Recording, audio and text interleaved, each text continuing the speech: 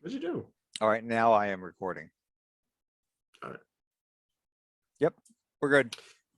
Hey, hello, friends and gamers, and welcome to the Fortress channel and the Think Tank channel. I haven't put anything on mine for a while, and we need to address the gorilla in the room right now, which is the lack of beard on Wintermute. We haven't seen him that way in a long time. I was going to say it was your haircut. Haircut? I've not haircut in a long time. Oh, wait, you did that. Okay, I was going to say, I hope you didn't do that to your head deliberately. No, this is just it's growing out this way.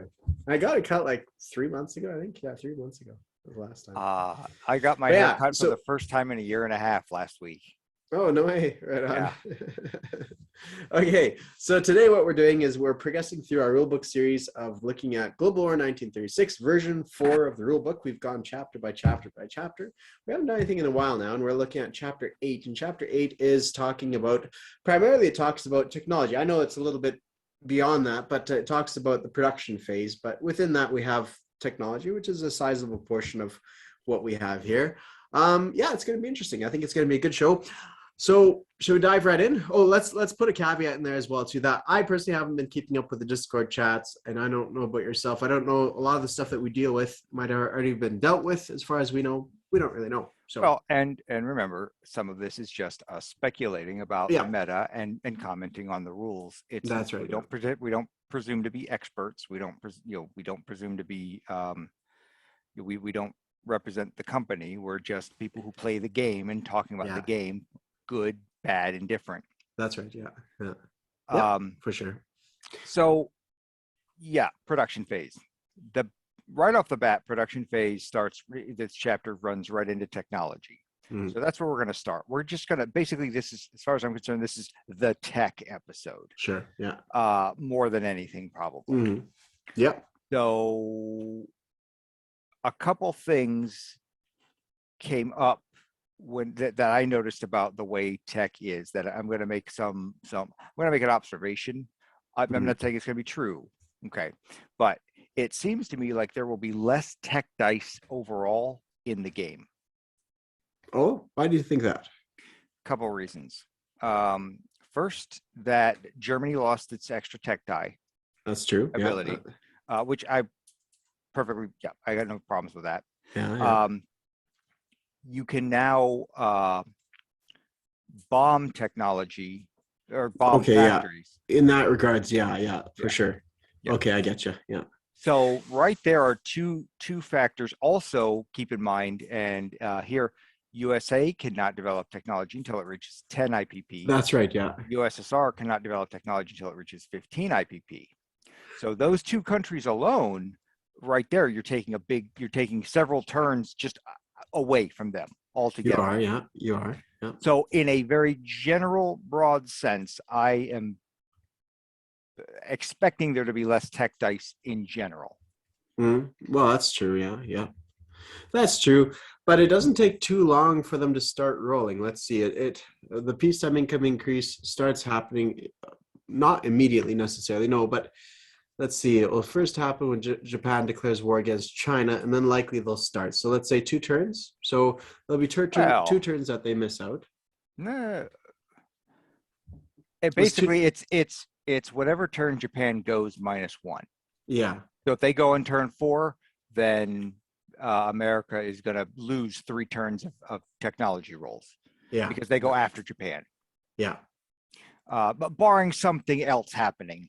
Like some other kind of weird thing happening, like a hyper aggressive Germany or something, or just something weird, where the USA gets some other income, or it gets to the point where it loses some for some reason. Not that that's likely, but yeah.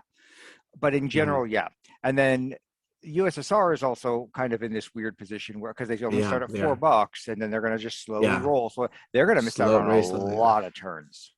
They will absolutely. Yeah, you're right. Yeah. So I suppose your statement there about missing on tech is fine, but is true that there'll be less tech dice. But is that a problem? Because honestly, there's some games, I played, for instance, Hearts of Iron, a Paradox game, World War II kind of thing.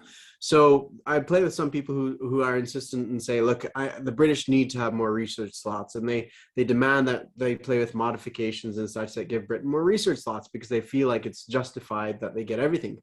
But really? I think That sounds familiar. Is it? That's how I feel about global war. Oh yeah, okay, yeah. Yeah, But I've see always that, said Britain should have more research.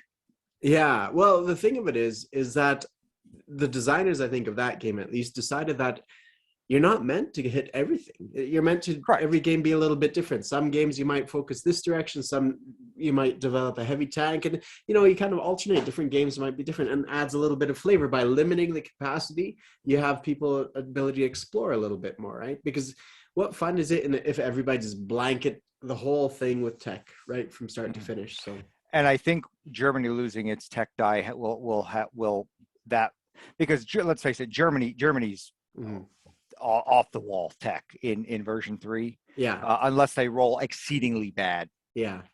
Which is of course possible, which is the other gorilla in the room. Yeah. But yeah, I think overall there'll be less tech dice, and there's more tech. There's more tech options. So those, and I'm just making an observation and about the overall state of things. Yes, I'm not making a judgment. I'm making an overall observation. That's fair. Yeah, that's fair. Yep. All right. Well, that's a good point to raise up. So have you noticed on here too, like it's not listed in this chapter, but the little roundels that they have on the completed stage. So one presumes when reading this, my automatic assumption, and again, part of what I'm doing is just reading it with new eyes as a new beginner. So I confess I don't actually read ahead too far. I just read one chapter at a time, essentially, just prior to doing this, just because I want that first impression of a lot of what I pick up. Because my theory is you've read the whole thing more or less, or you're more familiar with it than me, but I'm trying to give some feedback from a brand new kind of experienced gamer, but from a brand new set of eyes. So when I see this here, for me, it says the roundel there means, even though it's not explicitly stated in this, is that you don't have to roll for that last stage for the Russians and the Americans. No, is that correct? No. Okay. All right. No, so I was wrong. That's their victory points. Oh, I see. Okay, which is the other gorilla in the room for me. Right. Okay. So I'll just say it right now. Yeah. The fact that there are victory points tied to absolute, just roll a die. Roll a die. Yeah. That annoys me. That annoys me. Yeah. There's very little tactical decision with this. And it's going to be frustrating for the players to go in the entire game and not be able to get this because their dice rolled bad. There's no tactical decisions, no strategic decisions. You just roll bad. You just roll bad. And anybody that said that says, well, that's impossible because it will average out by the end of the game, then you haven't played enough. Well, I don't know, man. The fact that it can happen is a problem. The fact that it can happen is a problem. But wouldn't you say it's a statistical certainty because of the amount of turns that we have to complete the game? Like, even though there's my thinking is like this: if there's a small chance each turn you get it, and it's more and more unlikely that you won't get it, you get to the next stage each turn that goes by. So wouldn't it still be almost a certainty to get it by the end of the game? No. You don't think so? Oh God, no. Well, if you strategic rockets 9 or better. Yeah, no, I'm not saying it wouldn't be difficult, and maybe it change the game up and make things interesting. No, I'm saying this right now. It pissed me off in version 3. It's going to piss me off in version 4. I'm trying to play the devil's advocate here. No, I know, and I'm not taking the bait because it's just random. It's randomness for the sake of randomness. Yeah. It's randomness for the sake of randomness, and that I don't see any value. I don't see any value to this or any board game out there. For me, what bugs me about it is that it removes that choice from the player. I like it when you're given kind of choices, like go after this or go after this. But in this case, it's like, no, you have to go after it. Let me go ahead and play devil's advocate now, because I know I can already see the argument coming back, and I already know this is a hot take. I can already see that. But okay, well, let's look at Russia. Russia overall is going to they're throughout the game, their die pool is less. Oh yeah. Okay.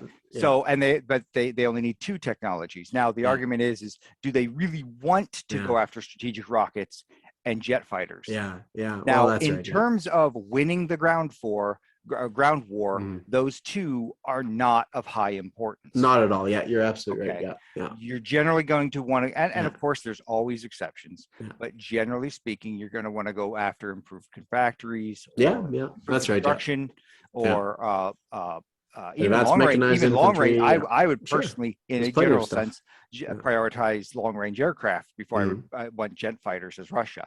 Right. Yeah. So you're in the only interesting decision in this is whether or not you're going to allocate dice to these from difficult, the start of the game, pain in the butt text to get, or whether you're going to allocate those dice to rolling for the more tried and true text that will help you win the ground war. Yeah, no, I see your point. Yep. Especially since you don't get to roll for especially since you don't get to roll for a good few turns. Let's say 3 turns. And then you don't have, you have a small pool of dice to roll with to begin with. Let's say you have 3 major factories if you're basing it off of version 2, 3, whatever it is, version 3. So it's only 3 factories. And it's like, do you want to start jet fighters and strategic rockets at the start of the game? Because if you go that direction, you might get that victory point, but you might lose the ground war because you are behind the 8 ball when it comes to some of the other more necessary ones. And again, it's just random. Ooh, it is, yeah. It's just random. And that's the thing that really sticks in my craw. Okay. Now people would come back and say, well, every combat is random. You're right. But combats, there's a lot more that lead up to whatever combat you're rolling, rather than, all right, I'll roll that die. I failed again. Yeah. All right, I'll roll that one. Essentially with combat, you make your own luck essentially by stacking up units and planning it out. There's a lot of micro decision. And there's a lot more dice rolls happening, whereas this is a single dice roll, which could really have an impact on the entire game for a victory point. But now the counter argument, it's just 1 victory point, or however many it is. Yes, and I will concede that you might have a meta develop where Russian players basically ignore it, I think or they just don't feel they need it, or it's not that big of a deal. Both Russian and American players, and and you'll hit a certain point within the game where it's like, okay, this one's going to be really tight. We need to go for that extra victory. Yeah. Well, now that I will accept as a very real possibility. Yeah. But in a general sense, I don't like this mechanic. I just don't like victory points that are completely tied to randomness. Sure. Some of my favorite board games do this, and it pisses me off in them as well. Yeah, that's right. Yeah. I mean, my wife is she's from a Mennonite background, so like a religious. We have in Canada here, we have Mennonites, and they're kind of religious, Orthodox kind of community. And so I know what a Mennonite is. You do, yeah. Okay, I guess you are from. Yeah. Okay. I don't know these kinds. They're a variation on the Amish. Something like that. Yeah. I grew up in central. Well, I was born in central Pennsylvania. Yeah. Okay. I would go to school every morning and watch them drive the carts right down the road. Yeah. Right on. Okay.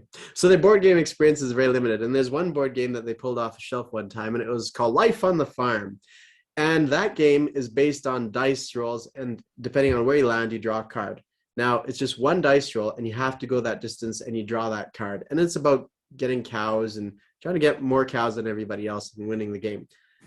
It was really dumb because it was completely out of your hands. You didn't even need to sit there and be like, hey, roll for me. I'm going to go to the washroom. You could come back. They've gone over 10 of your turns, and it doesn't matter. You're just basically the man holding the dice at that point, and there's no input whatsoever that you need to make about drawing cards. It's just a sequence of play. So yeah, I agree with you. It's a bad design to not have many, what's the right word? Well, anyways, to railroad a person down a certain pathway, let's say, where it's out of your hands, essentially. So and like I said, there were two gorillas there. This piggyback the other one where, right. I mean, all the texts are like this. And again, people will say, but by the end of the game, they're gonna if you really want radar, by the end of the game, you should have radar. And I'm like, right, go take a statistics class. No, I understand. Go take a statistics class. Okay, I don't like the way technology is designed in this game. All right, the technology research. I don't like the way research is done. I didn't like it in version 3. It was one of the gripes that I talked to you about quite often. I was really hoping I would see a change with version 4. It didn't do it.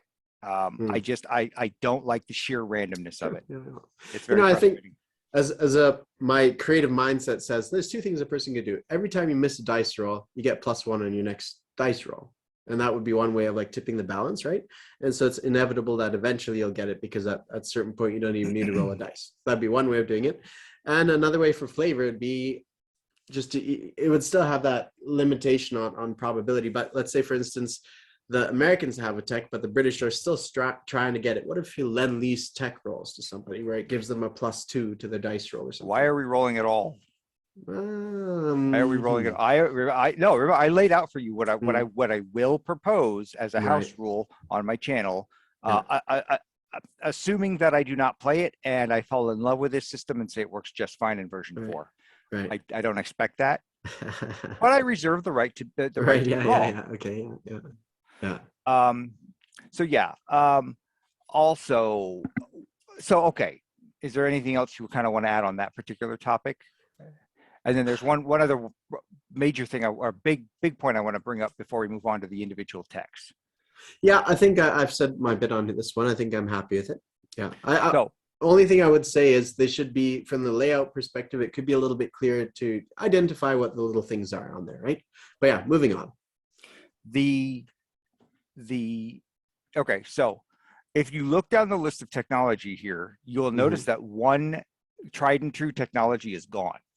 Yeah, the whole war economy thing. Wartime economy's gone. Yeah. Okay. Yeah. Good. I like that. Good. Thank you. Yeah. And I'll be honest. Yeah.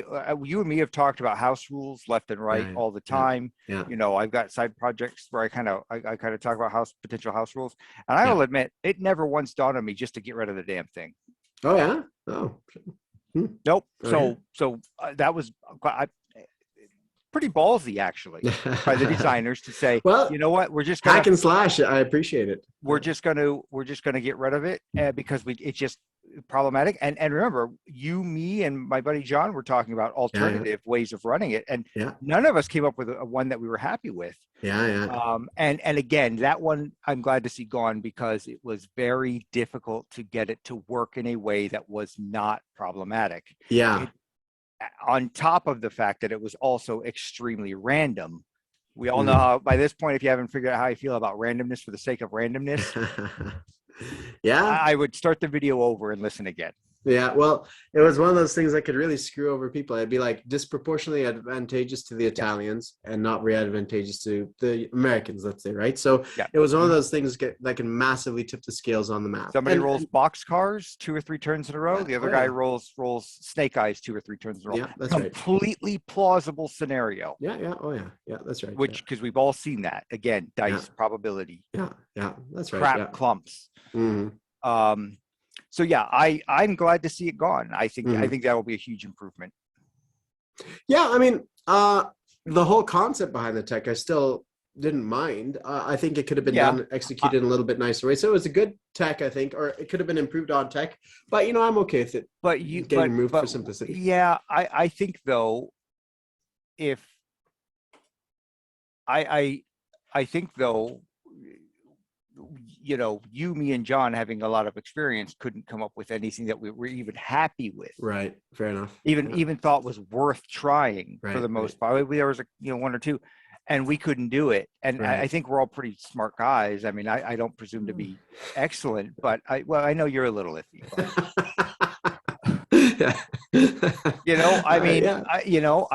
I went through over a dozen different variations, and I'm like, I don't think any of these are going to work. None of them are going to work.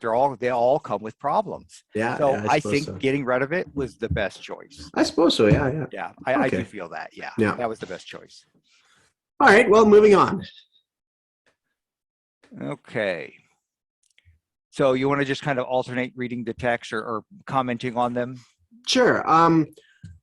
Yeah, one main thing I'd like to point out briefly. I don't know exactly how we can do it, but you probably already touched on it, but damage factors provide no rolls. And since damage is repaired at the end of the turn, that's one of the reasons that you point out that there'll be less die rolls, which is a great design feature. I think that was really well thought of and great job. So going down to technologies, I guess I'll start with the first one. So they mark here with a 7, which is the number that you need to hit, which is not completely obvious, but I like it in there, just a little bit extra tidbit for those that are looking for it. 7 is the number you need to hit. Advanced mechanized infantry, improvements in mechanized infantry and weaponry. So allows the nation to build advanced mechanized units. They are improved attack and defense, and you can pair 2-to-1 with blitzing with armor. So yeah, so we have now a 4 attack, 5 defense, 2 move, and a cost of 4. After you get this tech, Germany gets SS Panzer Grenadiers. This is one of the best units in the game, as far as I would say. I think it's an excellent unit, and I think it's really good because it's a very modern unit, and so it's perfect. Yeah, it really hasn't changed at all since version 3, no, and it didn't need to. Didn't need to. Yeah, it was good. Yeah, it was Panzer good. Grenadiers are good. Yeah. What are they for? I can't remember now. They're 4.5.2s. 4.5, Now, yeah, the only difference is that they can blitz on their own. Right, yeah. And I That's like nice. that because I will use them to gobble up extra territory, Sure, knowing yeah, what, eat them up, who cares? For sure. But I don't have to throw out my good tanks to do Yeah. it, unless there's extra units there. And so it just gives you a lot more tactical flexibility. I know we're not supposed to get too much off topic, but when I look at stuff for units and what's worthwhile buying, militia oftentimes is the best thing to buy on defense because it has a great exchange rate for cost to defense, a cost to defense ratio. It has a great value to that. This one, even though it costs $1 more than infantry, it's still really, really appealing. And it's one of those ones that, regardless of who I play, it's going to be top on one of the tops on the list of what to get. All right. Well, even in a defensive situation, keep this in mind. If you buy these guys instead, they're depending on. But as soon as the tables turn, they're ready to go on the attack. Yeah, that's right. They attack better, move better, have extra abilities than standard infantry do. Yeah. So even if you mix it up a little bit and leave yourself, and I've talked about this before, I watch players just build this wall of infantry, and then the momentum of the game shifts a little and they can't exploit it. That's they right. Have no Marines, no airborne, no transports, nothing to be able to actually get out there and touch the enemy, so they can do whatever they want. And this, I think, mixing these guys in with infantry for defensive capability. That's right. Hitting on 5. Absolutely. But then you can spin on that dime and go, oh, we can go on the attack with these guys now. And I like how it really is the modern army in some sense, how they move quickly, and it's like another evolution of the war to the next later stages of the war, where suddenly it's much more mobile and on defense and offense as well, too. Much more of a war of maneuver at that point. And I'll point out right now, people, there's going to be some breaks in the video because we're still stuck with what is this? Zoom. Yeah. We tried Skype. I couldn't even find each other. So, okay. So I think we're both pretty happy with advanced mech infantry. Advanced artillery. This is another one that really hasn't changed any since version 3. Improved attack and defense values. It makes an attrition attack into an adjacent land zone at 2. You've got the self-propelled 4, which is the costs are all the same except the attack and defense goes up 1. And then after developing advanced artillery technology, the USSR is able to build Katyushas. Now, advanced artillery was good in 3rd edition. I don't see any reason it would be different in this edition. That's right. It's an automatic. You just upgrade, or as soon as you get it, you just start building those guys instead.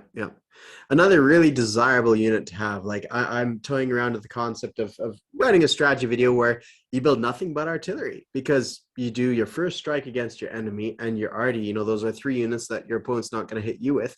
Now, advanced artillery just increases the odds to 33% of striking somebody else. So it's like, this is really appealing. If a person wants to try out that strategy, hit your enemy, hit them good and hard with a stack of artillery, and you've really weakened them by quite a bit. So interesting unit. It hasn't changed much, like we said. And Katyushas are just awesome. Yeah, they are. The trouble with Russia is finding the money to build them. That's right. But if they can do it, man, they feel. I mean, first strike gets 5. Yeah, that feels good. That feels good, and to be able to actually move. Yeah, they should be envisioned like tanks, essentially. That level of goodness, right? The appeal behind it. Okay, next one, radar. Radar is good. I think they've changed this one as well. Quite a bit. Radar gives you defending convoys at +2. Bases and major naval facilities may scramble unlimited number of units. Fighters gain +1 on interception. Facilities get anti-aircraft to shoot down strategic rockets. Fighters are able to intercept and scramble from heavy fleet carriers, which is really interesting, and a +6 modifier to opposing battle cruiser die roll. Now, again, I want to specify that part of what I'm doing here and is I'm trying to look at this with fresh eyes as a brand new player. So this opposing battle cruiser die roll is like, what is that? I have no clue what that is. Now, I do know that they're making some changes to battle cruisers, but from a brand new set of eyes perspective, it'd be nice if they threw like a reference number here. Refer to rule number 16.1.3 or something like that, right? And so that I could quickly refer to, because I had a look through the rest of the rulebook trying to find what they're referring to here, and it's not immediately obvious. So I thought that'd be a little handy to have from a fresh-eyed perspective. Yeah. So going bit by bit with this one. So defending convoys, that's the same. Fighters gain +1 interception. Was that in version 3? Yeah, it was. Yeah. Okay. Yeah. So that's the same. Now, everything else, there's a big change here. Now, if you look at the second one, bases, air bases in this case, and major naval facilities may scramble an unlimited number of units. Yeah, that's interesting. Scrambling of ships that are in port out to combat is a thing, and there is a limit to how they can do it. Now, I am not going to go into the deep dive into those mechanics because they deserve their own video, and I do not presume to know them very well yet. And then really get the meat and potatoes of them. We're going to go ahead and pause it here. Sounds good. All right. And we're back. Okay. That's obnoxious. Okay. Actually, before we go any further, there are two other changes to technology that are worth mentioning.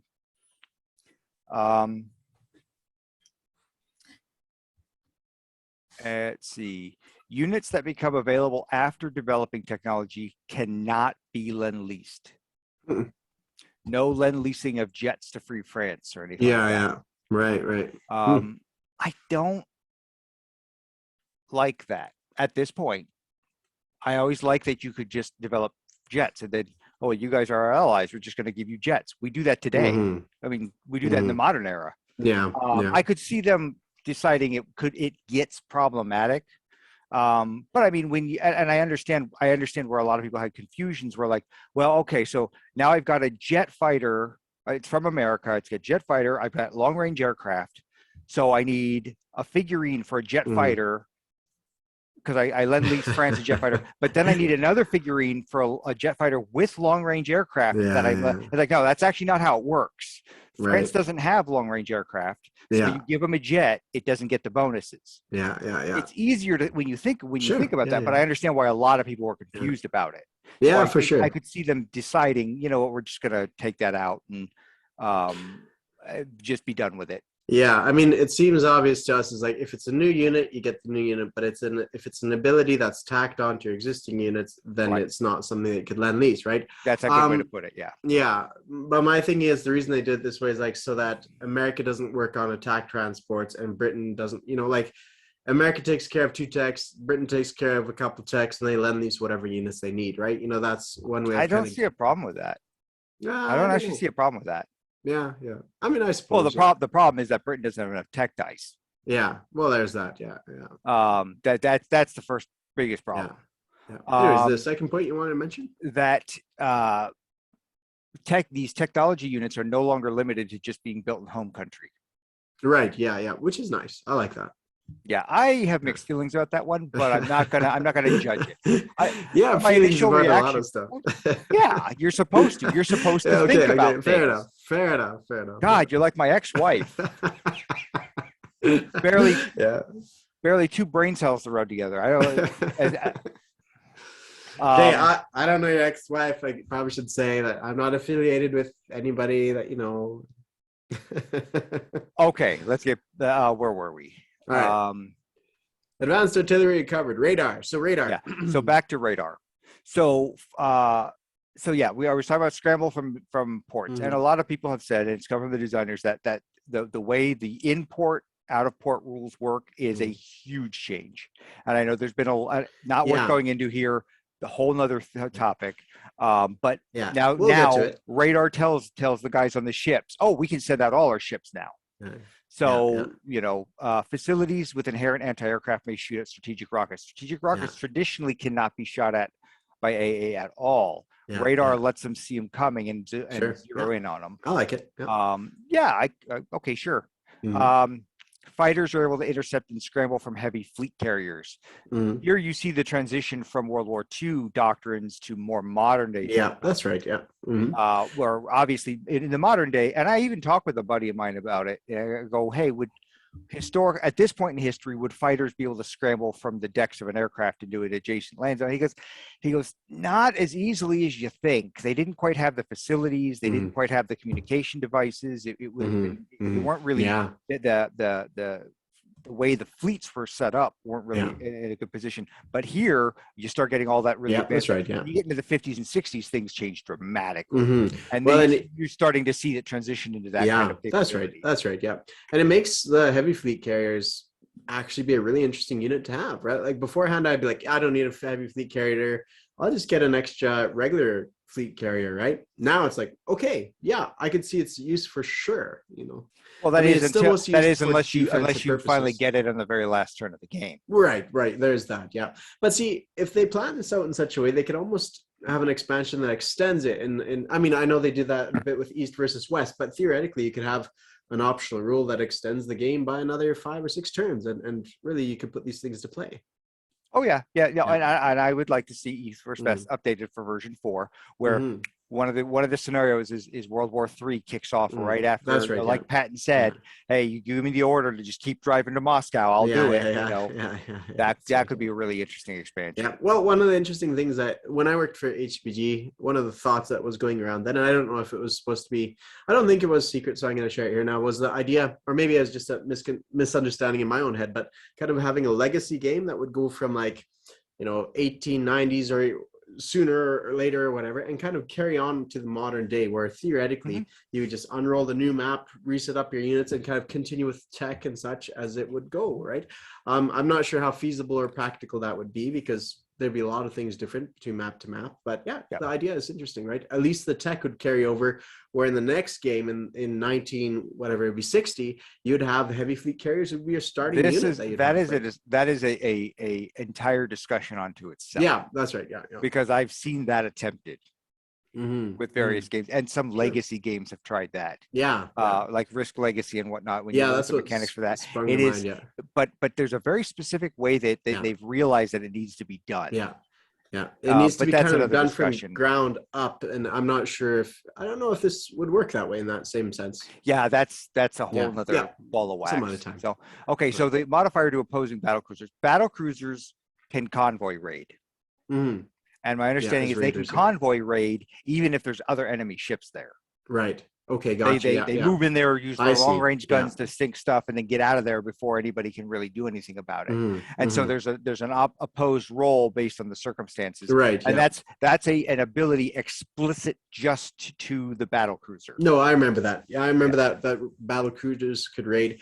It would be nice if they would say something to that effect, like +6 modifier to scouting battlecruiser die roll or whatever, something along those lines, because I'm assuming that's what that +6 I have not is. done a deep dive into those rules, fair enough. Okay, so ASW. Yeah, so here we have a whole heap of things. As soon as it develops, you get convoy lines get a +1 defense roll, which is the same as what it was before. The submarines raid a convoy line of a nation with anti-submarine warfare technology. The defender gets a defense roll at 2 against each raiding submarine. In regular combat, naval transports defend at 1, and seaplanes on MAP get a +2 attack bonus against submarines. I think everything is the same except for the last line, if I remember correctly. Did they have the hit on ones in regular combat? Yeah, they did. They did. Yeah, it really didn't come up that often. No, it didn't. The games I played. Didn't. So, So, let's see. For me, the seaplanes aspect there is a game changer for seaplanes. Before I was writing off seaplanes entirely. This, I mean, if you pair this anti-submarine warfare, which the British player is probably going to get every single game anyways, or strive for, it really makes the seaplanes much more valuable, because it's like they cost $6, and now before I think they cost $7. Was it $7? Okay, it might have been in version 3. Okay, fair enough. Fair enough. Yeah. And then with a +2, they've gone from hitting at a 3 to a 5. That's nice, right? That's a nice value. And still, it makes submarines, seaplanes, they're not the best unit in the game, but if against a German player who's doing a lot of submarine stuff, yeah, I'd build a couple seaplanes now. I will reserve that my long-winded observations of seaplanes when we talk explicitly about the units. Yeah, all right. Sounds good. Because I got some stuff I want to say about seaplanes in general. Okay. It's not all bad. Just some things, just some observations. It's you know, and everybody knows how I feel about seaplanes in version 3. Yeah, they were. You could write them off without. You could play a game without ever building them. Yeah. As far as I'm concerned. Okay, improved factories. Yeah. Now, improved factories in all but one regard works just like it did in the old edition. So minor factories and minor shipyards are now 2 units. Medium factories are 5. Major factories are now 8, and shipyards are now 8. That's right. However, Russia gets a bone thrown its way. A captured gives no benefit to the captor. After developing improved factory technologies, USSR is able to build a special kind of medium armor, the T-34. I like that. I like that they put it into the improved factories. Before, it was not, before it was in the armor kind of heavy armor stuff, I think. Now they didn't even have the T-34. They didn't even have it. Sorry. You're right. Yeah. But the fact that now, normally this improved factories, I generally don't play it ever as any nation in the game. I don't buy it because it's like, really? I generally love it as Britain. Okay. Yeah. For me, I just build another factory and use my tech slot to do something else. But everybody does things differently. So in this case, it's like, okay, as Russia, I will probably go for that one, depending on the stats of the T-34. Yeah. Now, and I've looked at the T-34. Now, I think they're limited to 2 per turn.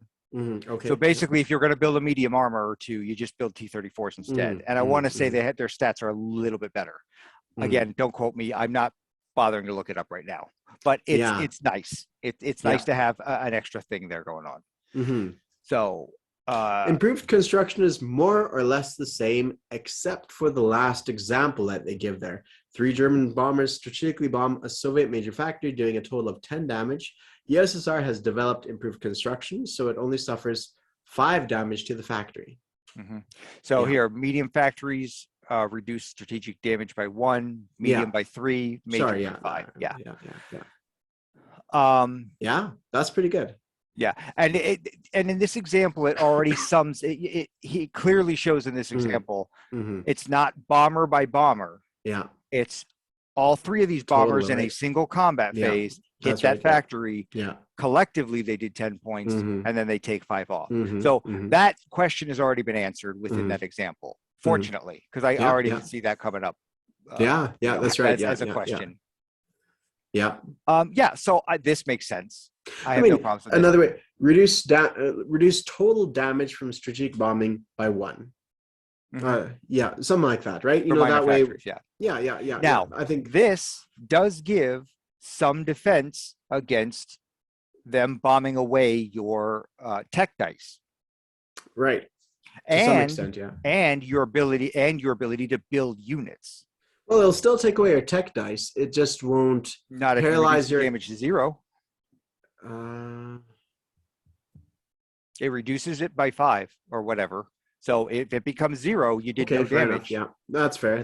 Yeah. Okay. So in a defensive way, improved construction maybe desired if you he's doing a black skies kind of thing, dark skies kind of thing, and he's got strat bombers and medium bombers lined up the wazoo. It's like, you know what? I wasn't going to take improved construction as Nation X. Sure. But you know what?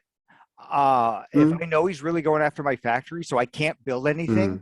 You know what? This at least gives me some defense against that. That's true. I always used to get improved constructions as Germany, and people would say, okay, well, why do you need it? Because discount for ships is a big one, and maybe fortification is such too, but there's other stuff people thought was better. Right, and I've argued that while it's not a high priority for Russia, if you're going to be building a lot of fortifications or coastal guns or air bases, it may pay for itself. Right.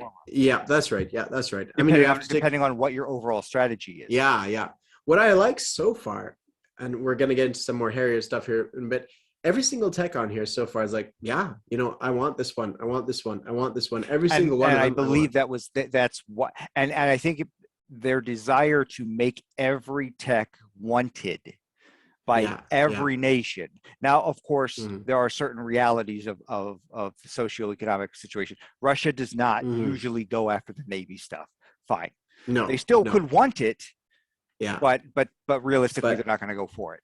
But aside before from that, it would have any only nation wanted it for building. Yeah. You know, the it's not as clear. You know, obviously you can break it down into tier 1, tier 2, tier 3, tier 4 techs, and then don't even waste your time techs. I think that's a much more competitive thing now between the techs. And I can already see some situations arise where players go into a game, like I was talking about with the multi-rooftop pact. People go into the game and say, well, I want this. But the dice don't work out your way, and you kind of go, well, I didn't want to sign it, or I really wanted to sign it, but I don't know. I'm starting to see a situation develop here where maybe if I don't sign it, it opens doors to me. Right. Yeah. So I'm not going to. Same thing with tech. Yeah, that's right. Going into the game, the roles are falling the way the tactics are, you know, the strategy of my opponents playing out in a certain way. It's like, you know what? That was a tier 3 tech for me in my head. But I think I just bumped it up to tier 2. That's right. Yeah. Tier 1. Yeah, maybe I need to start rolling for that, because if I can get that in a couple turns, before he actually declares war on me, that could be a game changer. Yeah, that's now right. Now that I can see what he's doing, and I expect him to start doing that towards me as well. For sure, like especially too if you see that your opponent is building a lot of bombers, and it's like, okay, well that takes, you know, like it's one of those things that's not clear cut anymore. It's like you have to make a lot of choices, and honestly, I mean, it's not good to have choices all the time, right? You know, if you're stuck with constant, you know, analysis paralysis, but this is actually quite good. I like this level of decision making for this year. Moving on, so airborne doctrine.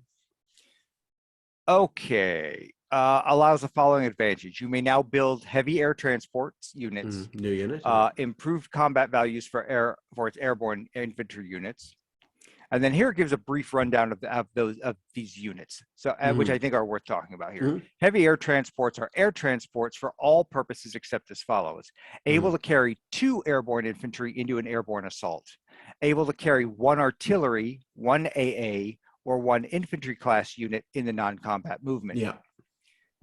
And it costs 10 and has a movement of 6. Air transports naturally cost 7, or is it 8? I think it's 8 actually. Yeah. So you're paying $2 extra for those bonuses once you develop this technology. Elite airborne infantry or airborne infantry for all purposes except as follows: improved attack and defense values, does not have higher attack values in the first round of combat if dropped in an airborne assault. So they basically they still attack at a 3, but now they attack at a 3 all the time. Yeah. Even if they don't go up to 4 on that first round of combat, and then their defense is 3. Their price is still 3. So basically, you can build 2, 3, 3, or you just look at it this way: you could build 2, 3, 3 infantry every turn if you want. Yeah. For the same cost as a 2, 4 infantry. Right. Yeah. Note: when a nation develops airborne doctrine technology, all its existing airborne infantry automatically become elite infantry, elite airborne infantry. Yeah. If lend-leasing an elite airborne infantry, the receiving nation only receives airborne infantry unless it also possesses airborne infantry doctrine. If lend-leasing an airborne infantry to a nation that has airborne doctrine technology, the unit automatically becomes elite airborne infantry upon delivery. So basically, and there was a lot of airborne equipment that was developed throughout the war, which made it wasn't just the training of the units. They actually started building much, small tankettes that could go and land. That's right. And small field artillery that was very compact, and you could break it down real quick, get it down there on the glider, put it together real quick, and go take care of business. So that makes sense in that right. way. So I get where they're going with that, and okay, well, here's some airborne guys who are trained as airborne. Okay, great. We've already figured out all this cool equipment we can give them. So they get their better stats. That's right. Yeah. So how do you feel about this one? Well, let me tell you one thing that strikes me is it's not a new unit, it's a new ability for an existing unit, right? Because yeah, the Well, name is there. it is a new unit in the form of heavy air transports. Okay, sorry. I was talking about elite Yeah. airborne infantry. Okay. Okay, Yeah. let's talk about heavy air transports. So heavy air transports is different from elite airborne infantry in the fact that they don't say all existing airborne infantry become elite. You know, they don't say the same thing with heavy air transports. All existing air transports become heavy air transports. So that for me tells me it's a brand new unit, the heavy air transports. You'll be able to buy both. You'll be able to buy regular or heavy, right? So it's a new unit. But the elite airborne units, they are not a separate unit. They're an existing unit with new abilities, essentially, right? Instead of now being a 3 defense, a 2 attack with a +1 on the first round of combat, it's now a 3 and a 3, right? So they could have simply done away with, instead of, it's not a new unit, it's a new ability. And I think if that was explained that way, you wouldn't need the extra detail here about if you lend lease an airborne unit and all this other stuff, right? I think it would be easier. It's in the same sense as long range aircraft.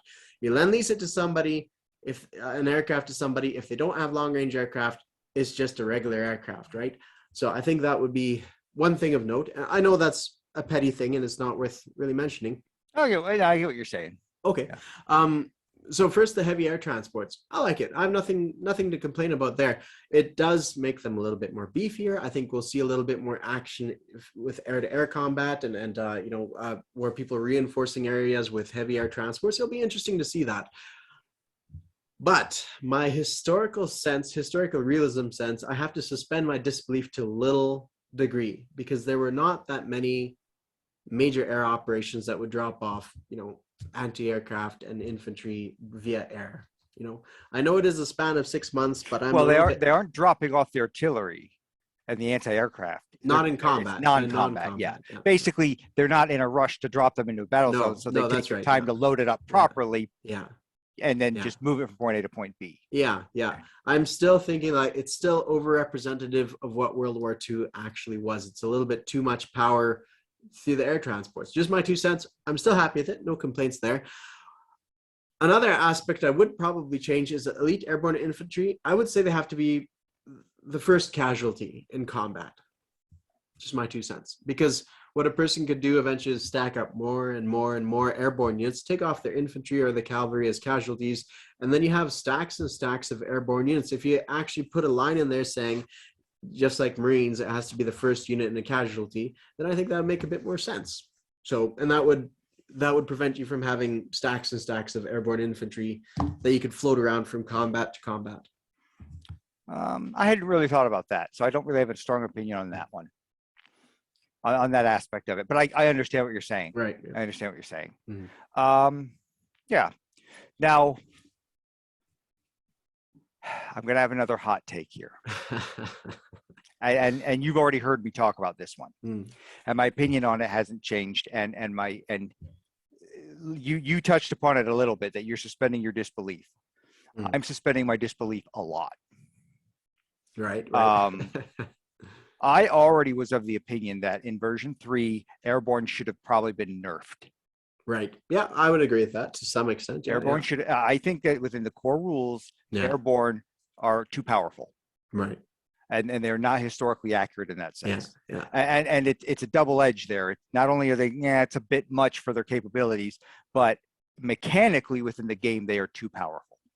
And now here you have a tech that you can go after, which takes them it's not a whole nother level of just, I really have to suspend my disbelief here. I think like you said, the air transports are overrated and their stats are overrated. And the fact that they can just drop into any open territory and take the whole thing.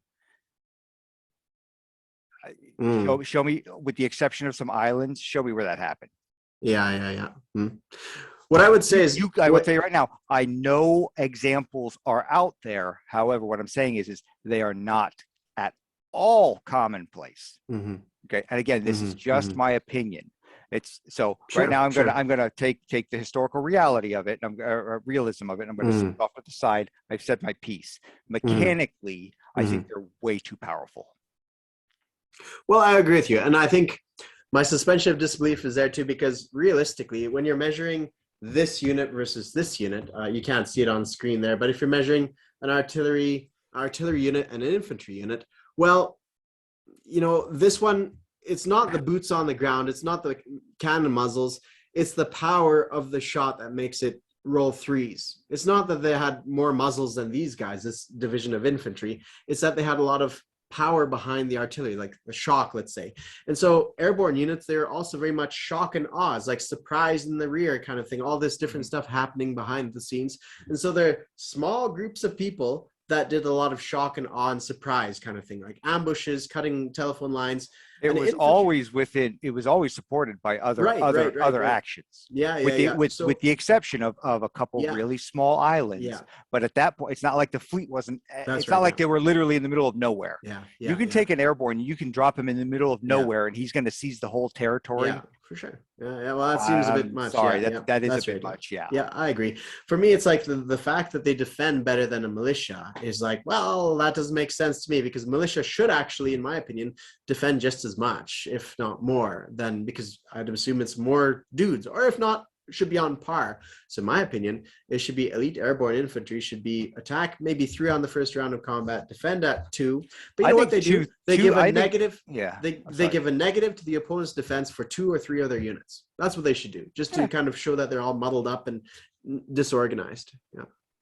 So yeah, that's my hot take on this. Now, it is behind a technology wall. It is. Yeah. So if it wasn't behind a technology wall, I would say we got a real problem on our hands. But it's something you have to actively pursue. And for that reason, I'm not gonna, say the sky is falling. I'm gonna say this is a weird tech for me. It is. But you know what? My thinking on the subject is this: they need to make this one just as good as all the other techs in some sense, right? To make it on par with desirability. Oh yeah. Yeah. So I still think. Now we're talking about right now. That's another video. Okay. No. Okay. We've beaten up the airborne a lot. So let's talk about the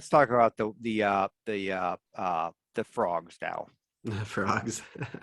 Amphibious doctrine. So this has changed quite a bit.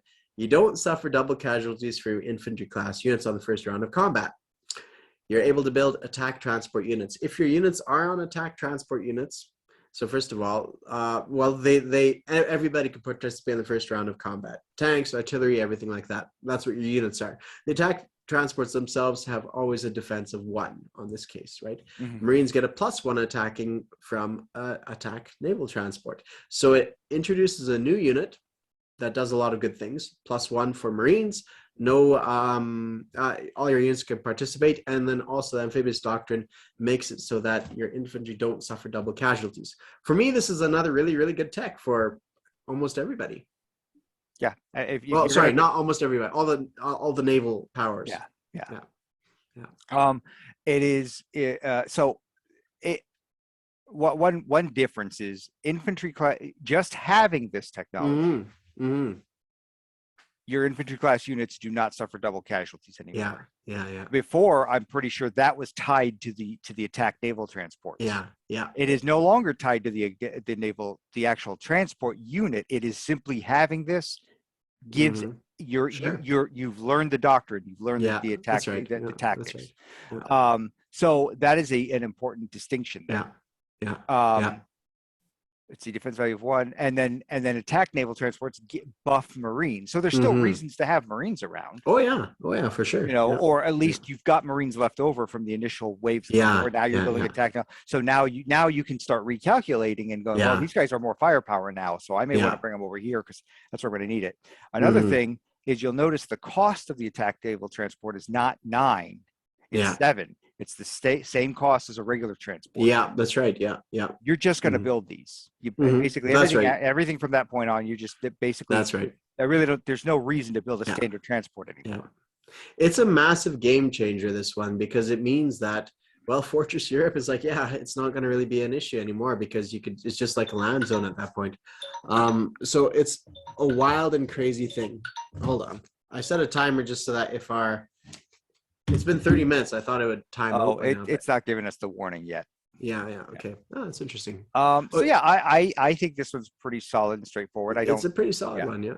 I, as a primary Axis player, I'm scared of this one by quite a bit. Yeah, well, I mean, and you and I have talked that, especially Germany, is unassailable at a certain point. Sure. Once Yeah. once it once it reaches a certain critical Yeah. mass, it's unassailable. Yeah. Yeah. This can make it Opens it up. Yeah. assailable. Yeah. Yeah. Yeah. Yeah. So I'm For okay sure. because I mean Germany could go after this too. It Oh yeah. certainly has uses for this. I'm sure. Um, Yeah. I don't know whether I'd consider this a top tier, No. No. Not for Germany. No. No. but I could see it in certain strategies becoming a top tier. Sure. Yeah. Yeah. All right, here I just got the warning. Okay. Yeah. So it is roughly 40 minutes of time that we can record. Heavy armor. Let's see. Improved attack and defense values. Target selection at 1 versus vehicle class units. And Germany is able to build its special heavy armor unit, Tiger 1, which we know has target selection 1 through 3 versus vehicle class units. So yeah. Tigers are good. If you're going to build heavy Tigers are armor, good. build Tigers. Yeah. Yeah. They've Now, tweaked the numbers, if I'm not mistaken. Sorry. Yeah, this is almost exactly like it was in version 3. With the biggest difference being the cost. It's only one more IPP than a yeah, that's right. Yeah, medium armor.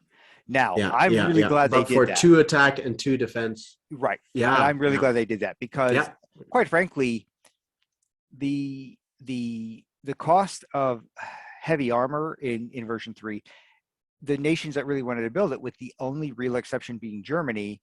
You're better off, generally speaking. Russia is you're really not going to build it because it's just too expensive. Only in the rare occurrences where it's I have built it and I used it the best I could, but I'm like, would I have rather 2 for what was it, 8 IPP? I would have almost rather just 2 regular artillery. Right, or even like if you're on the defense, maybe a militia and a regular medium armor or something like that makes up for the same thing. You get 2 hit points. Yeah, absolutely, man. I fully agree with you. This change, it's slight, but that's all it took really to make this an excellent tech choice, right? That little tweak, I think, is going to see a lot more. I think heavy armor is suddenly going to be showing up in the mix a lot more. Sure, yeah. Which is you can roll the dice. Well designed, as far as I'm concerned. Yeah. So jet fighters. Yeah, okay, so jet fighters I think are more or less the same, right? I don't see anything different with them. Now, one thing I will point out is where the price of heavy armor was, instead of being +2 up to 8 from its equivalent, standard equivalent, jet fighters are still at 12. 12, instead of 11, which is what I expected to see after reading heavy armor. Right, yeah. Because this, the actual attack and defense stats are up 2 each, just like heavy armor. Yeah. Now I will say the interception values are up dramatically. I thought they used to be 5 as well. Well, they're what I mean by is they're not okay. Normally, an interception value is roughly half of whatever the attack and defense value is of the unit. This is more than half. Okay, gotcha. And maybe that's probably where that calculation came from, where they should leave it at 12 IPP instead of dropping it to 11 IPP, right? In line with the way that they increased the cost from heavy armor just by 1 point instead of 2 points. You get what I'm saying? That's right. Yeah. No, I get it. Yeah. So it's just an observation. That's it. I just wanted to bring up that observation. No, it's good. It's good. Yeah. I mean, it goes to show that they're not just, tweaking everything one direction just because one thing. They're thinking about each one individually, taking them on their merits. My guess. Yeah. Now, whether or not people continue to build. Now, I will say this: jet fighters, I think, was more likely to show up in the games I played than heavy armor was. Right.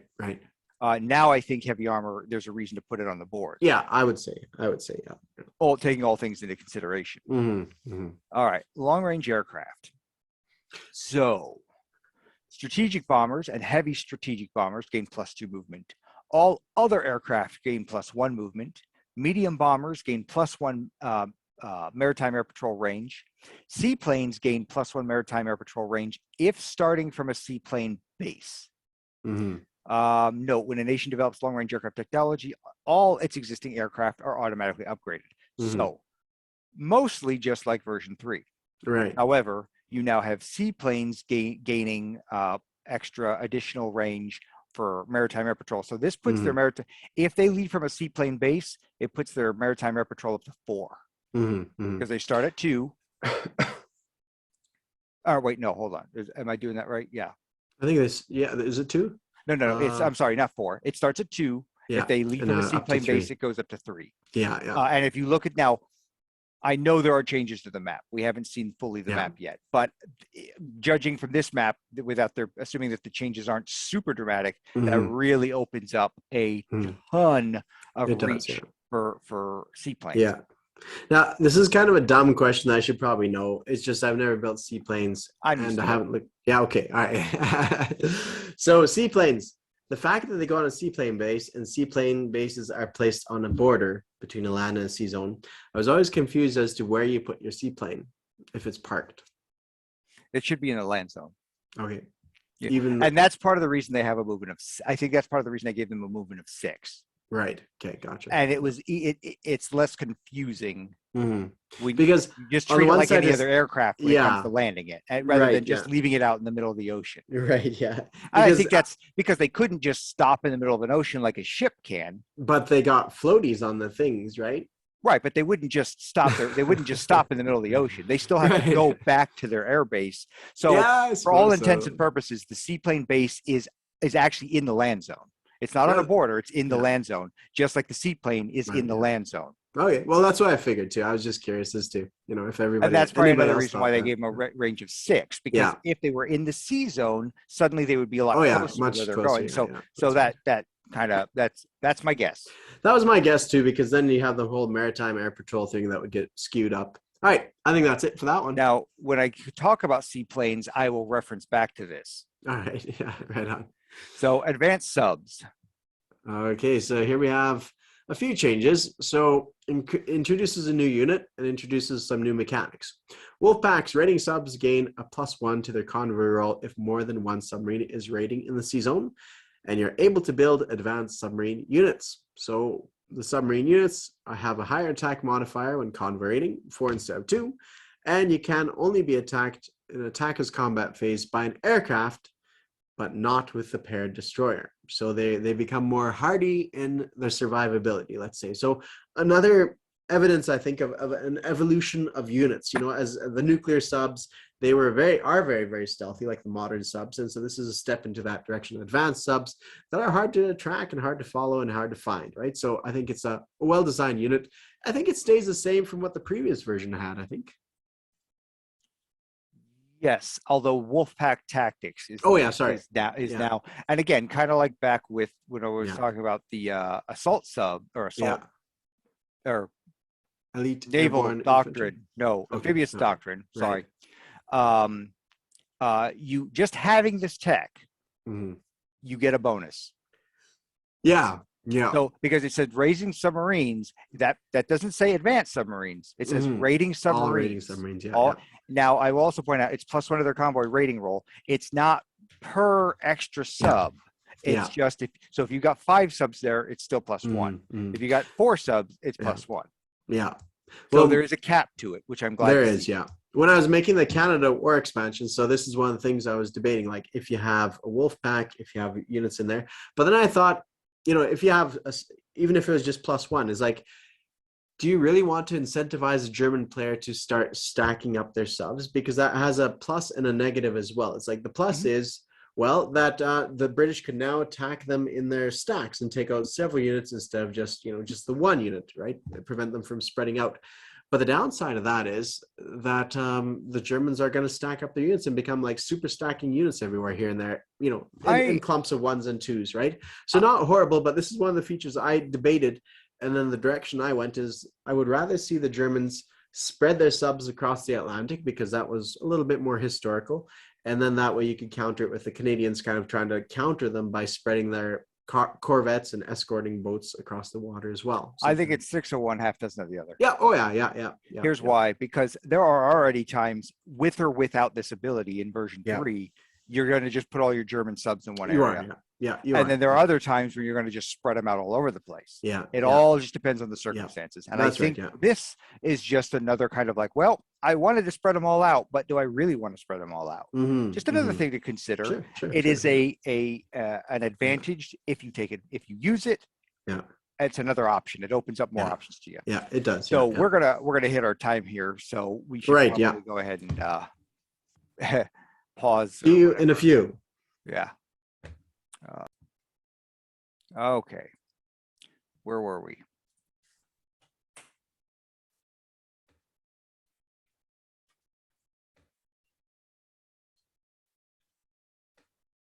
Okay. Did we have anything else to add about advanced subs? Yes, I did. So again, I'm trying to read this with fresh eyes as much as possible. And so for me, when I looked at this, is like, what is this number right here? 4 parenthesis 1. Now we saw that once before when it comes to jet fighters for interception, and we saw it in other stuff as well. But here, this parenthesis for 1, that puzzles me. I don't have a good answer for you. Oh, okay. All right. I don't have a good answer for you. This one I don't recognize. Yeah, okay. I bet you if we go read the sub rules right now, we would get an answer. I'm sure. I'm not sure about it right now. Okay, well, because I want to go over each unit on its own too. No, I'm sure it'll become evident later on. I just think like when a person reads a rule book, they generally go, at least I do, cover to cover, unless there's references to other stuff that I need to do that I might quickly look into. And so this would be one of those things that if there is something to do with that parenthesis 1, they should just throw a line up there saying, this is what it means, or interception at 1, or asterisk, and a little note below hand saying, hey, this is what this value is for. Yeah. Moving on. Large ship construction is a new tech. We haven't seen this one before. Represents the ability to construct a very large capital ships. Large ship construction technology allows a nation to build heavy battleships and heavy fleet carriers. So we did have something, but it was 2 separate texts that combined it into one. So there. Okay, excellent. Thank you. This is fantastic. Yep, absolutely. Yeah, I really like this. Yeah, that's right. Yeah. So they just explained what those 2 ships are, and I think they remained roughly the same. The heavy fleet carriers are as follows. Carriers carry 3 fighters or tactical bombers. Fighters able to intercept and scramble if developed radar technology. So only fighters can scramble, which is normal. Now, one thing that they'll probably point out later on in the rule book is what it means if they can scramble, because normally when you're scrambling from one territory to the next territory. In this case, you're scrambling from one sea zone to the next sea zone. So yeah, you can scramble in your own sea zone. Essentially, you always do, and into the next one as well. So yeah. Well, it's just any zone now. You can scramble into any zone now. Yeah, that's right. Yeah. So you can scramble from, like, if you're in the channel, you can scramble from the because you can't normally. Right, but now with you park a heavy carrier right there with you've got radar, you can scramble right. You can scramble into France. You can scramble into London, depending on how the sea zones are. Yeah. We'll probably cover it later on too. But one of the things that might be interesting too is what does it all mean to scramble? Like, so for instance, if somebody is attacking convoy raiding, can you scramble to that? Because that would be interesting to read as well. And I'm sure and that's what we need to do. We'll go into some of those minor or more the minutia when we get to some of the combat chapters. That's right. Yeah. I think that's it. Unless you have something else to add. Not particularly, other than the fact that they still take 3 turns to build. So you have to actually get the tech and then spend 3 turns to build it. So I don't expect to see either one of these units on the board very often. I'll just say right now, I'm predicting that right now because the game is roughly the same number of turns. Yeah. 6 months turns, and then the game ends at a even with the now random game end can actually end early. Again, this is and this is you got to roll an 8 or better to get this. That's true. It's much harder. I just don't see these units ever hitting the board in any meaningful way.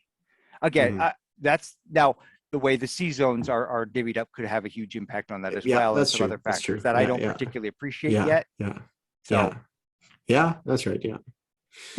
For me, one little quibble, I suppose, from my perspective, and I'm trying to be a bit of an economist in this regards. If I was, well, I would probably, this one doesn't really incentivize, like the other techs have some sort of ability that's available once you get the tech, right? You know, like air transport, air doctrine, it's like you get this ability plus these 2 units.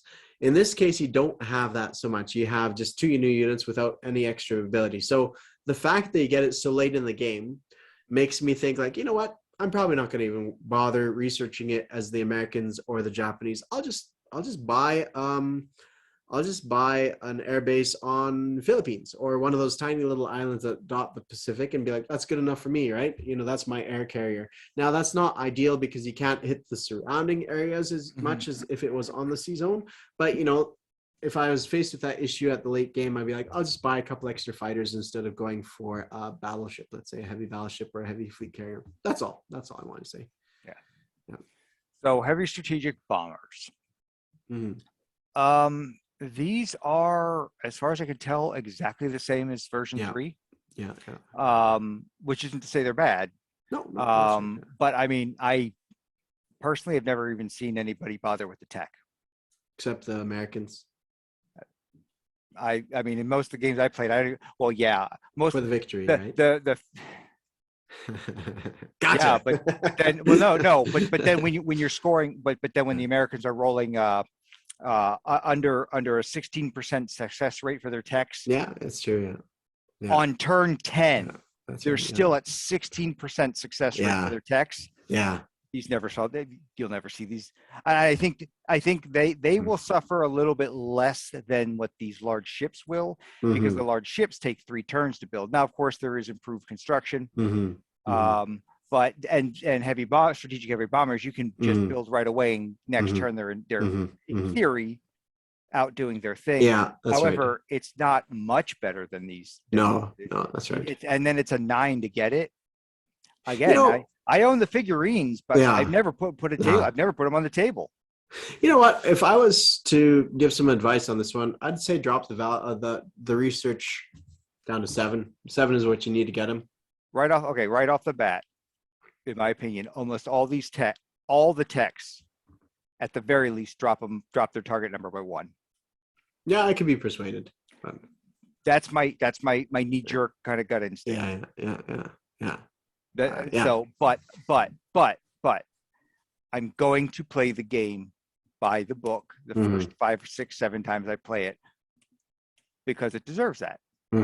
Before I'm gonna, really, and some of the things that I've said I don't like or I'm have a problem with, I may feel differently about. Yeah, that's fair. That's fair. So, all right. Long-range aircraft, large ship construction, heavy strategic bombers. Like going back to this, reducing the amount that you need to roll.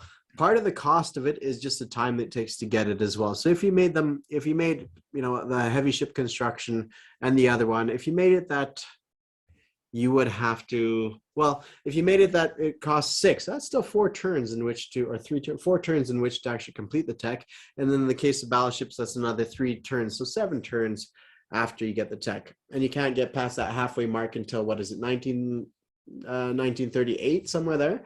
So it's completely, in the case of heavy battleships and heavy carriers, they should drop it down to 6 as far as I'm concerned, just to make it much more easy to get it. And I think the heavy strategic bombers, it really depends on what they're angling for, like what kind of model of aircraft they're thinking for. But I think you could call a lot of aircraft that fought in the later stages of World War II heavy bombers. And so I think it would be worthwhile to reduce the cost. And in fairness to that, though, it's not always the tech that creates this. A lot of it is the doctrine as well. Right. Yeah. Now, and this is where calling this stuff tech, and you hear this all the time when we talk about wartime economy. It's like, well, people are like, well, it's not really a technology. No, but you can look at it. Yeah, I get why it's still in that category. And here they have technologies, but they also have doctrines listed. Yeah, and it's not just about building a bigger, more badass fighter or bomber. Yeah. Okay, you had to know how to use it. Yeah, that's right. Yeah. And so doctrine itself was changing constantly throughout the war. And so even if they're using older models, they've literally changed the way they stack the payload in there. So they have a higher yield, and they're putting them in different formations. And now instead of a 6 bombers to a wing, I'm just making crap up now. People don't attack me. 6 bombers to a wing. They did 5 bombers to a wing, and they realized that they're way more efficient overall. So there is any one of these you could almost replace with instead of just calling it a tech, call it a doctrine. Heavy strategic bombers, heavy strategic bombing doctrine. Sure. Works Yeah. just as I well think so. I think so. conceptually, historically, and mechanically. Yeah, I agree. Yeah, I think it would simplify the amount of the unit pieces on the map as well, in my opinion, and I think that's not a bad thing either. Okay, moving on. So strategic rockets, they've changed them a little bit, have they? I can't remember. Oh, yeah, Yes, they have, because the price has dropped from 6 to 3. Yeah. So they've also clarified now. They finally clarified in the core rules that they are one use item. Yeah, we all know. Right. we remember our discussions about that. Yeah, that's right. Yeah. No attack or defense value, cannot be taken as casualties. They can be moved like any other unit. So they have their own movement. But they've got an attack range of 3. They're eliminated if they're ever alone in a zone with an enemy land unit. They can be used once, fired at any target that can be strategically bombed. It does 1d6 damage. It may not be fired over nations they are not at war with or aligned with. Now, they no longer do the attrition. Yeah, that's right. So they no longer do the attrition, but they're cheaper. They're half the price. They're half the price, yeah. And until your opponent has radar, then you're guaranteed to hit. Yeah, but pretty much. Yeah, exactly. So the only way to really defend against them is radar. And here's let me point out a scenario right now. Germany gets to a point where they have strategic rockets. Yeah. Britain is trying to find tech to counter them. Germany builds 1 rocket a turn, damages their factory in London completely without any resistance. Yeah, that's right. And they lose that tech die, and there's nothing they can do about it until either they get lucky, they get radar, and then they get lucky with the rolls, or they get improved construction, and they can start reducing the damage, hopefully down to 0, and get that tech roll back. Yeah. No, that's right. So I think they are good. I described them in the last edition as being possibly a win more weapon. You're familiar with that term? Yeah, no. I think there's still a slight possibility of that, but I'm not going to say that's the case. Because of the scenario I just kind of laid out. Yeah. No, I think it's a good move. I'm happy with the way it is now. This is what I really want to play, though. I want to play it, see it in action before I make any sort of finalized opinion on it, whether it's good, bad, or I'm indifferent to it. Yeah. The only criticism I have, well, I had initially one and then it went away, but one criticism was like, okay, so you got to spend 6 months building it, then you got to spend 6 months moving it to where you want to go, and then you can finally use it, right? This is like a year to kind of do anything with it. But that kind of went away when I looked at the map. It's like, okay, Western Germany, it's got a range of 3.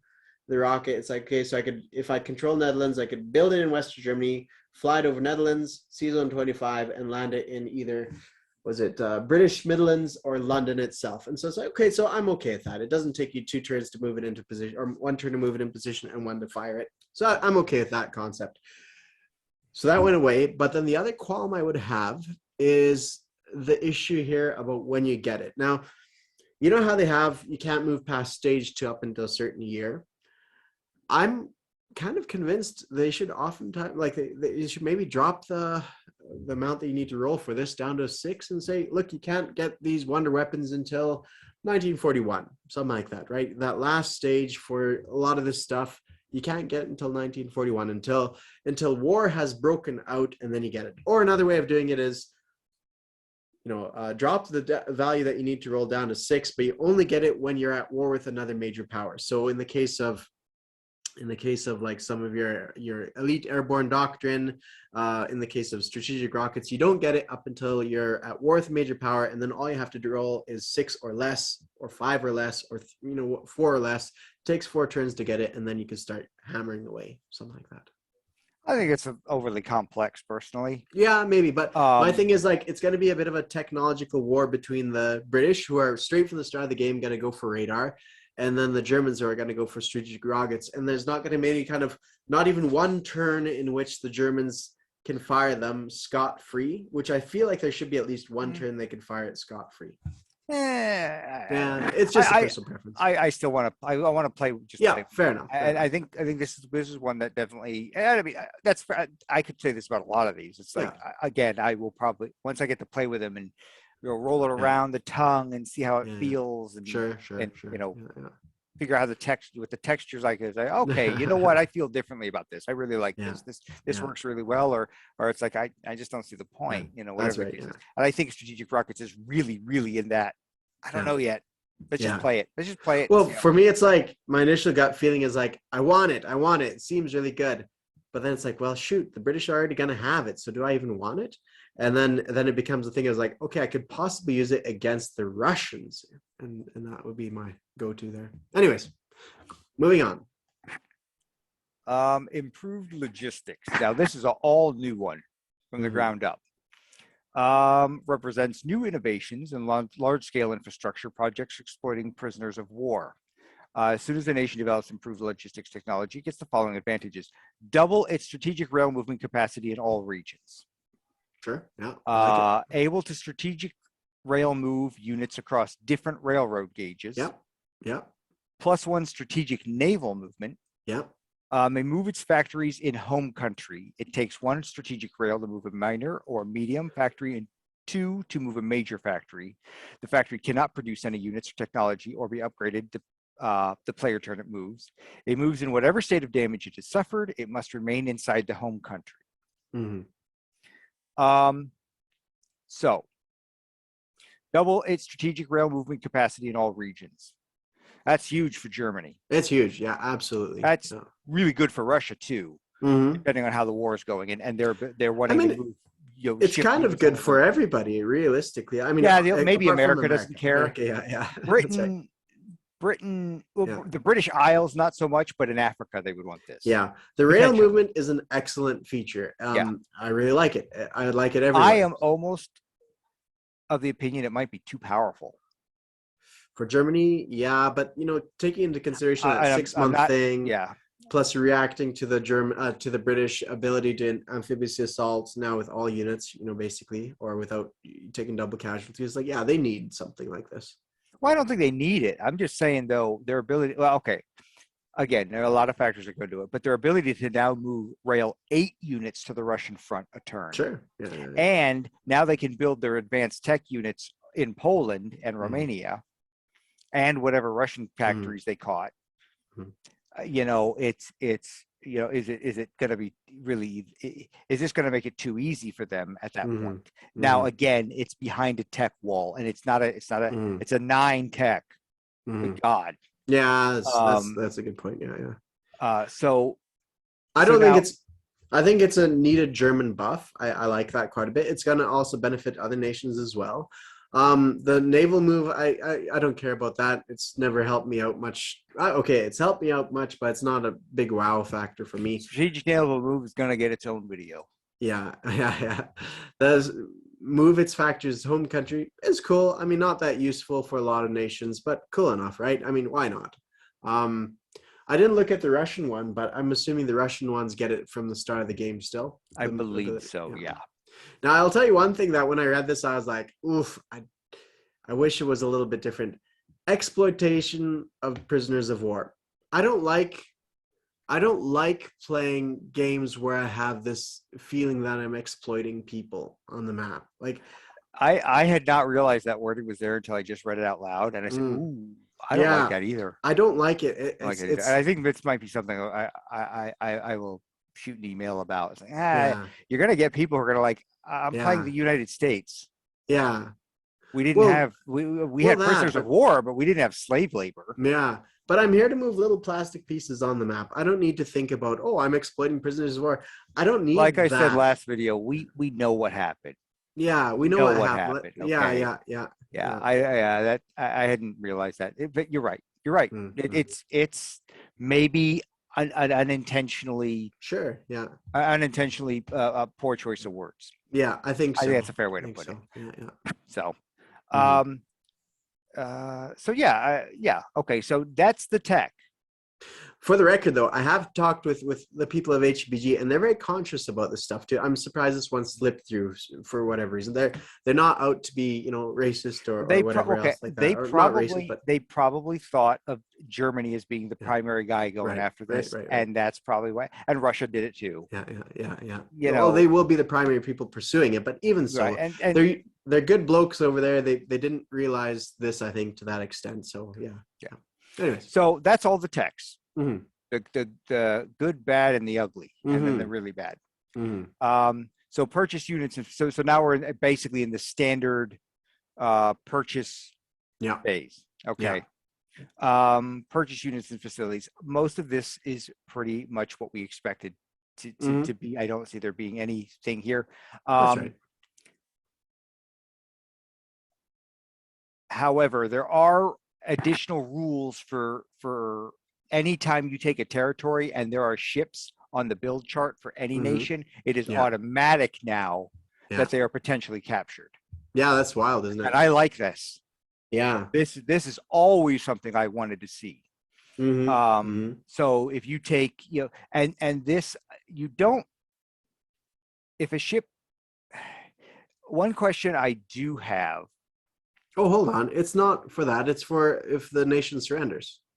Oh, is this, wait, why is this here? Wait. It's only if it surrenders. Oh, if it's in the build queue. Sorry. Yeah. I was thinking of something else. Okay, so okay. Italy surrenders. It has a battleship in the build queue. So is it scuttled or is it captured by the attacking player? Now, in this case, it would be the attacking player that forces Italy to surrender. Right. Yeah. And conceptually, I still like this. Yeah. Me too. That's a different discussion. Some units are not available for the beginning of the game, but become available on later turns. Mechanized infantry, medium armor, and strategic bombers. It's worth noting because Germany gets strategic bombers earlier, along with medium bomber and mechanized. That's infantry. Right. Yeah. Unlike the version 3, strategic bombers weren't part of that. Now they are. Right. Yeah. So that opens up some possibilities for them. It does. Yeah. Is there a historical precedent, I wonder, for that, for strategic bombers? Because in my mind, I don't think, they had some. Actually, okay, historically, to be perfectly honest, they were not, the Luftwaffe was not designed to be strategic bombing. They're like flying artillery. And this was part of the problem they had with the Battle of Britain. They were being used in a way that they were not designed for. They were doing a good job, all things considered. I mean, so was Britain. They were both doing good jobs, all things considered. But they weren't designed for that. Had they been designed for that, Battle of Britain might have turned out a lot differently. Right. So in my mind, this gives the German player a choice. Do I want to use my resources to go and build strategic bombers, or do I want to use my resources to build medium armor and mechanized infantry? They're left with that choice. And I think that's what I think it is. I like that. Yeah. So you can take the Luftwaffe in a different direction. And even then, Poland being bombed like it was, or Warsaw being bombed like it was that was something nobody had ever seen before. Yeah. And so there's a historical idea that the Luftwaffe was this massive strategic bombing wing because of what they did to Warsaw. Yeah. But that was a new thing altogether. Yeah. That wasn't what they were designed to do. They did it, and nobody had ever seen anything like that before. All the rest of the world was like, oh my God. So I think that's also that mythology thing where people think the Luftwaffe could do all this. It wasn't designed to do that, though. I'm sorry. I'm meandering. That's fine. So this thing about facilities, I quite like as well too. I know you could bomb facilities back in the day too, but in this case, if you take up to 3 damage on your facilities, like strategic bombing, it pushes it back one stage, which I really like. Like that means that you could perpetually, theoretically keep them pushed back. And since it has no inherent anti-aircraft artillery, you're gonna really have to try to protect your building constructions with fighters and such, right? So this will be interesting, a fun little way of playing the game as well too. And I like this because Me too. There are plenty of examples where it's like, oh wait, we start to get intel that the Germans are doing what where. Oh, maybe we need to do a bombing run over there. That's right. Yeah. Sort of. Oh man, if they get that airfield up and running, or the Japanese, they're built. We can tell they're building airstrip Yeah. on that island. Mm-hmm. We can't let that happen. Go bomb the hell out of it now. Mm-hmm. And I like that. I like that Me too. option Yeah, as a, you know, adds a new dynamic to the tug of war of the game. I think so. And it incentivizes, at least in my mind, it incentivizes people to have a couple strategic bombers in your pocket, just in case somebody starts building something and be like, okay, we're going to go get you right there and try to push that back. And you need like 1 or 2 just to be sure of knocking them back one stage, because 3 damage is not much to take out, but you want to make sure you get it in that case. Or, you know, somebody goes, well, I got a medium bomber. Yeah. Or that. Yeah. It's not a sure thing, but you know what? I'm going to roll the dice to stop that facility from being finished, or which will cause me a huge headache. I have at least 1 medium bomb in the area. I'm going to go ahead and roll those dice. Let's do it. You know, kind of a thing. I think that's fair. I think it's completely I like it. Legitimate way to look at that. Yeah, that's right. Yeah. Okay, unit and facility upgrades. I think that's pretty normal. Alignment. Eligible names align other nations. Start repairing capital ships and facilities. I think this is normal as before, if I remember correctly. 1 per damage repaired. Yeah. Yes. Now, this is what we were talking about before. You start repairing capital ships and facilities, but they're not officially repaired until the end of the turn. Meaning, that's right, if it's a major factory and it has any damage on it, you don't get a tech dice for it. Yeah. If it's and it reduces the amount of units that can be pushed out for that turn. Medium and minor factories, any damage means you don't get to put any units there. So you're not going to have, you know, it screws you up. There's a reason to strategically bomb things, and there's a reason as a player to be worried about strategically bombing, because if they push back Russia's ability to start putting units on the front line on those factories where they're used to putting, you know, at least a couple units a turn, well, suddenly that changes. It pushes the lines back. Yeah, that may be that's probably going to be a perfectly viable option as the German player going into Russia. Bomb the factories that first turn. Yeah, that's right. Yeah. So in regards to this capital ship, it's the same as before. It's like if you have a damaged capital ship, you move it to a shipyard, it gets repaired. At the end of the turn, it's repaired, and then the subsequent turn, you're ready to move it along. You know, I honestly think that this one should be, I don't know. What do you think? I would say if in the production phase of the turn, if you happen to have your Japanese fleet or British fleet off the coast of Malaya and it's bombed right there on the coast, I honestly think they should do this. It's repaired in the production phase and not in the place unit phase.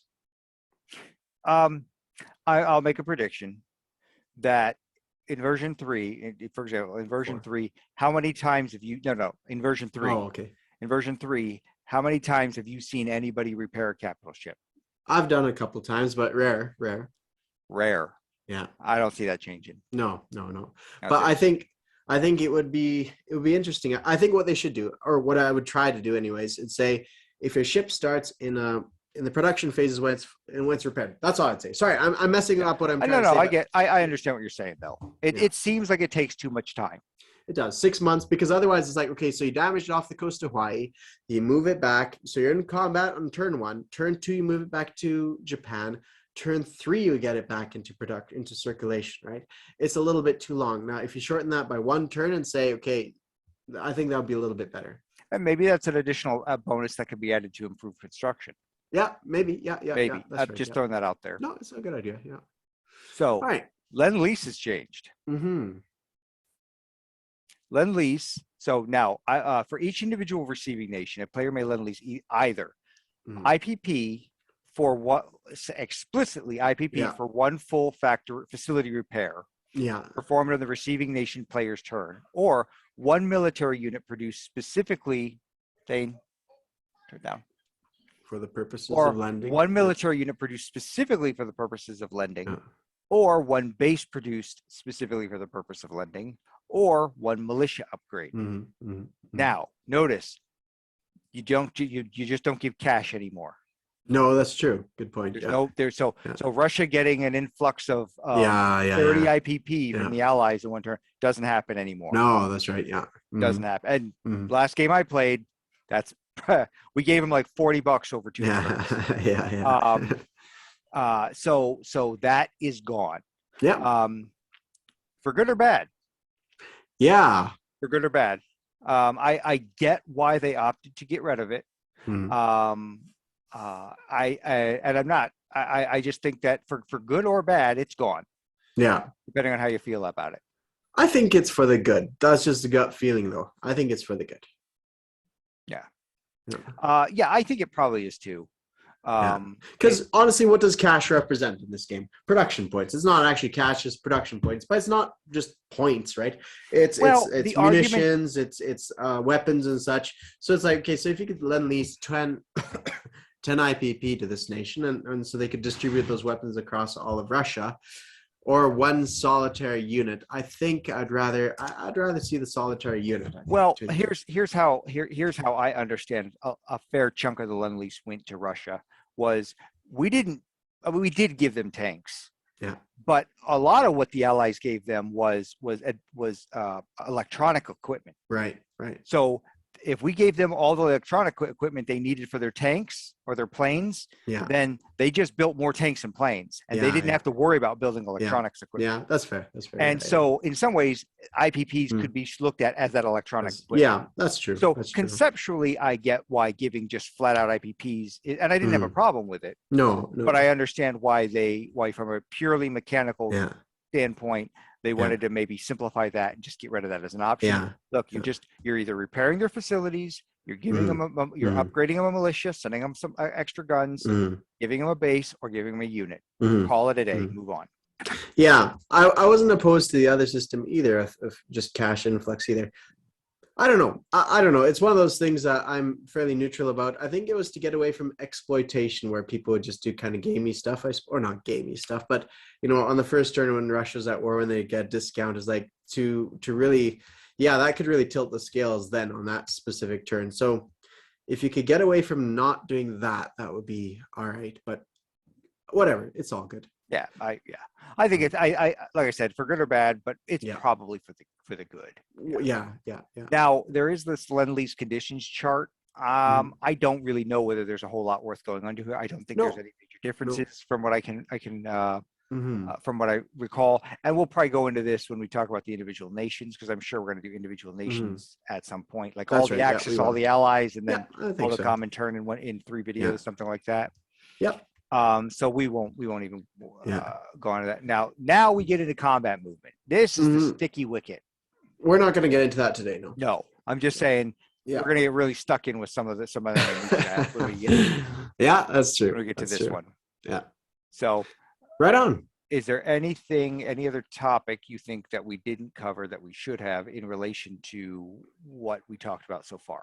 I think we muddled through in a decent way. I think it worked out nicely. Yeah. Now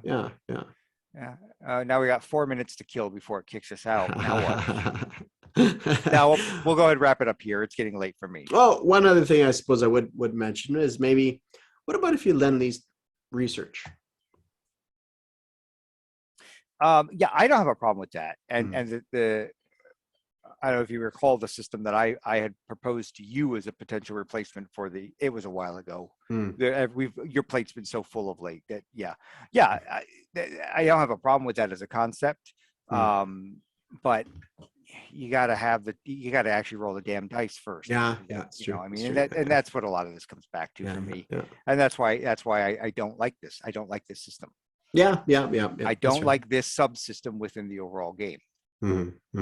Yeah. I don't want to be negative, but I'm also going to be honest. No, that's right. Yeah. Right on. So I think that covers it then. Yeah, I guess. Okay, right on. Okay, I'll catch you on the next one then. Yeah. Yeah. Shit, what do I do now with the rest of my night? Hey, we can play some Tabletop Simulator. Oh, dude, I won't last that long. No. It's way past my bedtime. All right, right on. All right, talk to you later. See you later. And